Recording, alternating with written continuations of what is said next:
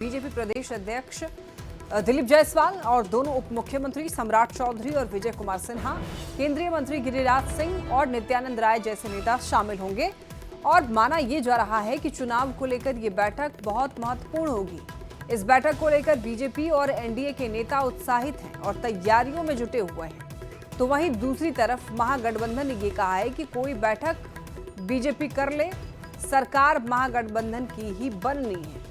तो अमित शाह की बैठक को लेकर महागठबंधन का ये कहना है कि कोई भी बैठक भारतीय जनता पार्टी कर ले, सरकार जो है वो महागठबंधन की इस बार बनने वाली है। तो दरअसल गृह मंत्री अमित शाह ने एक बैठक बुलाई है जिसमें कि बिहार बीजेपी के बड़े नेता शामिल होने वाले हैं। दोनों डिप्टी सीएम इसमें शामिल होंगे। बीजेपी के जो बिहार अध्यक्ष हैं वो शामिल होने वाले हैं। इसी को लेकर महागठबंधन ने तंज कसा है।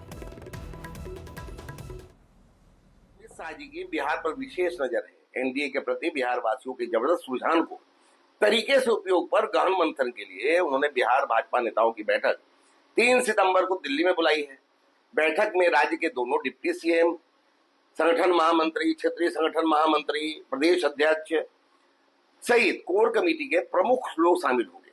चुनाव मोड में आए बिहार के भाजपा कार्यकर्ता एनडीए के अन्य घटक दलों के साथ आपसी सामंजस्य स्थापित कर चुनाव अभियान का आगाज कर रहे हैं। केंद्रीय नेताओं के मार्गदर्शन के बाद बिहार में कार्यकर्ता तन मन से सक्रिय हो जाएंगे। माननीय अमित शाह जी ने बिहार बीजेपी नेताओं को दिल्ली स्थित आवास पर बैठक के लिए आमंत्रित किया है। यह एनडीए में बेहतर कोऑर्डिनेशन के लिए, समन्वय स्थापित करने के लिए आदरणीय गृह मंत्री जी के द्वारा बिहार बीजेपी नेताओं को बुलाया गया है। इससे गठबंधन में शामिल दलों में सामंजस्य, सीटों का बंटवारा, अन्य सारी जो गतिविधियां होनी है उसके लिए सहायक के रूप में यह बैठक देखा जा रहा है। आगे तो जो फैसला लेना है एनडीए के सभी शीर्ष नेता आपस में बातचीत कर एनडीए में शामिल सभी नेताओं को विश्वास में लेकर के कोई भी अंतिम फैसला करेंगे। देखिए, वोटर अधिकार यात्रा की सफलता से घबराई बीजेपी अब दिल्ली में बैठक कर रही है। अब हार निश्चित दिख रही है। जनता का जो सुनामी आया, इस वोटर अधिकार यात्रा में जन सैलाब उमड़ा, इससे पूरा एनडीए का कुनबा बौखलाया हुआ है, बेचैनी में है। अब चाहे लाख बैठक कर लें दिल्ली से लेकर पटना तक, कुछ होने वाला नहीं है। बिहार की जनता ने मूड बना लिया, मन बना लिया है कि इस बार बिहार में एनडीए सरकार को हटाएंगे। और शैलेंद्र हमारे साथ जुड़ रहे हैं ज्यादा जानकारी के साथ। तो शैलेंद्र, एक बड़ी बैठक गृह मंत्री ने बुलाई है 3 तारीख को, और जिसमें कि बिहार बीजेपी के कई लोग जुड़ने वाले हैं इस बैठक में। तो किन मायनों में ये बैठक जो है महत्वपूर्ण होने वाली है? देखिए, बिहार विधानसभा चुनाव के पहले अमित शाह ने यह बैठक बुलाई है और इस बैठक में तमाम जो बीजेपी के, जो बिहार बीजेपी के जो बड़े चेहरे हैं वो शामिल होंगे। जैसे डिप्टी सीएम की बात कर लें, प्रदेश अध्यक्ष की बात कर लें और अन्य लोगों की बात कर लें, तो कल एक बड़ी बैठक है और इसमें जो चुनाव की रणनीतियाँ हैं उन रणनीतियों पर चर्चा होनी है।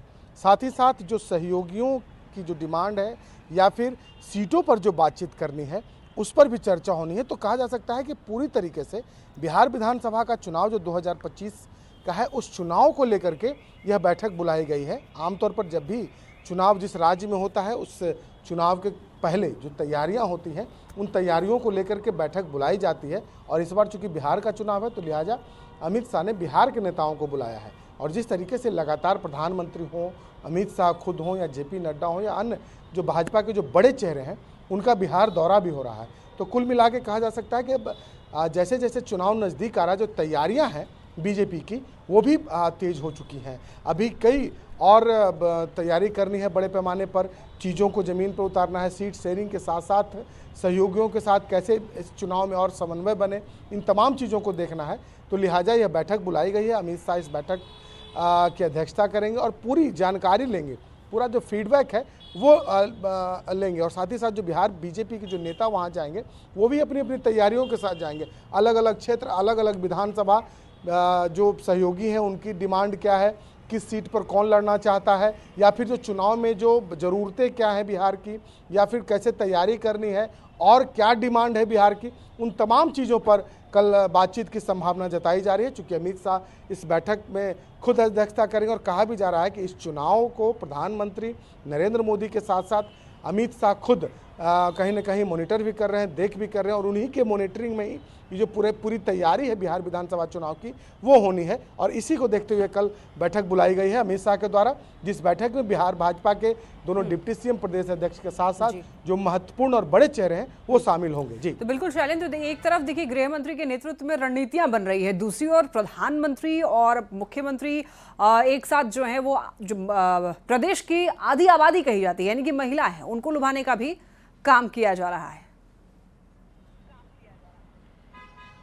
हाँ बिल्कुल, देखिए आज एक बड़ा कार्यक्रम है और इस कार्यक्रम में वर्चुअल तरीके से प्रधानमंत्री नरेंद्र मोदी जुड़ेंगे और बिहार को एक बार फिर से बड़ी सौगात देंगे। जो जीविका समूह है, जो संघ बनाया गया है सरकार के द्वारा, उसका जो लोकार्पण तो करेंगे, साथ ही साथ जीविका संघ को 105 करोड़ रुपया भी जो वो ट्रांसफर किया जाएगा प्रधानमंत्री के द्वारा। तो कहीं ना कहीं बिहार में महिला सशक्तिकरण और महिलाओं के लिए जो काम किए जा रहे हैं उस काम को कैसे आगे बढ़ाया जाए और चुनाव के पहले कैसे तमाम जो घोषणाएं हैं उन घोषणाओं को कैसे पूरा किया जाए, जमीन पर उतारा जाए, इसको लेकर के प्रयास किया जा रहा है सरकार के द्वारा। और प्रधानमंत्री यही कारण है कि लगातार बिहार भी आ रहे हैं और इस तरीके के कार्यक्रम जैसे वर्चुअल कार्यक्रम के जरिए प्रधानमंत्री के द्वारा लगातार बिहार को जो तोहफा देना है या फिर जो उन्होंने वादा किया है उसको पूरा किया जा रहा है। और इसी कड़ी में आज दिन के 12 बजे प्रधानमंत्री नरेंद्र मोदी दिल्ली से वर्चुअल तरीके से जुड़ेंगे और मुख्यमंत्री आवास के साथ साथ बिहार के अलग अलग जिलों में भी कई कार्यक्रम होने हैं,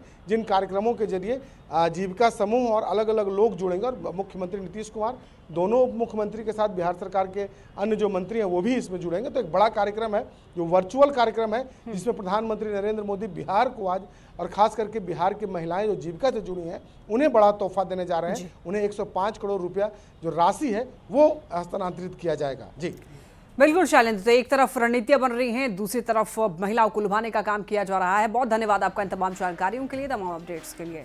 चलिए बढ़ते हैं हम लोग खबरों में आगे। देखिए राहुल गांधी ने एसआईआर को लेकर हाइड्रोजन बम फोड़ने की बात कही थी, जिस पर